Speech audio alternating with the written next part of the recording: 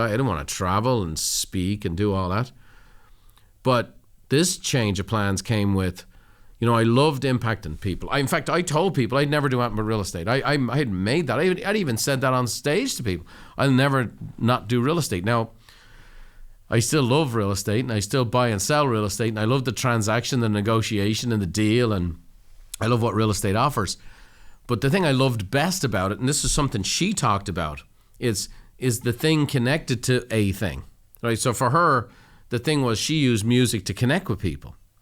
And for me, I love selling real estate because I loved impacting, like a first-time buyer. I mean, I can picture the faces of people. I put the hands in their hands, a set of keys. I remember like a couple from Honduras. I had a couple from Mexico.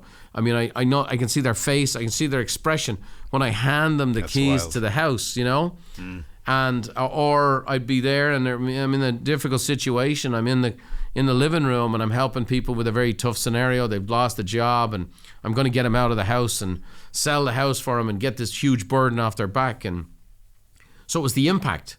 So the thing, I used to say, I'm going to do real estate my whole life. But it was, the thing was real estate gave me a chance to impact people. And then when another opportunity came along, I didn't jump ship. I was still committed to real estate, but then I go, oh my gosh, I'm able to impact the ballroom full of people or 1,000 people at a time. And that's turned into 10,000 people or 20,000 people at a time and then millions of people at a time. So, and I thought that was brilliant when Maya talked about the thing is not the thing. Like, what is the thing? And then, so that was a positive thing. And that was a change of plan. So I first of all, I said I'd always live in Ireland. Well, change of plans. Then there was, I'm always going to be in real estate. Oh, change of plans. And then we built the largest real estate training company in the world. And we're coaching and training people. We have a huge business, 400 plus employees. And then here comes a Great Recession. So that was another major change of plans. And I stayed in the profession, stayed in it. But you remember the phrase I coined, recession's a terrible thing to waste. And that was the rallying cry.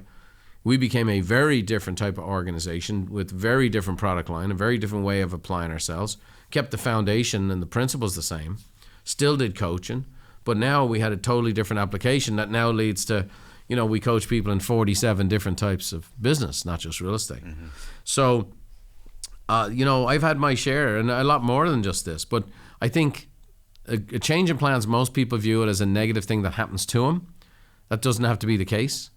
But I will say this, along with each one of these came what she talked about, this whole dynamic of identity foreclosure. For me, and I don't know that I've ever shared this with anybody. I mean, obviously with you, maybe over a Long Island iced tea type thing, but where, the biggest thing with me when I got in a motorcycle accident was obviously I was in debt. I was a young guy. I'm a long way from home. My parents don't have any money. But I went from being an Irishman to an American. And it wasn't necessarily a voluntary choice at the time.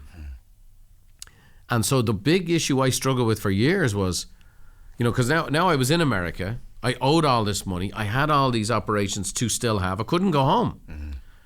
And then I met Beverly and, you fall in love and then we started having a family. And it was almost like I never really chose to move to America. America kind of chose me in that way. Yeah. So I had that identity dynamic, and so I used to say to Beverly all the time, I feel like I belong in the middle of the Atlantic.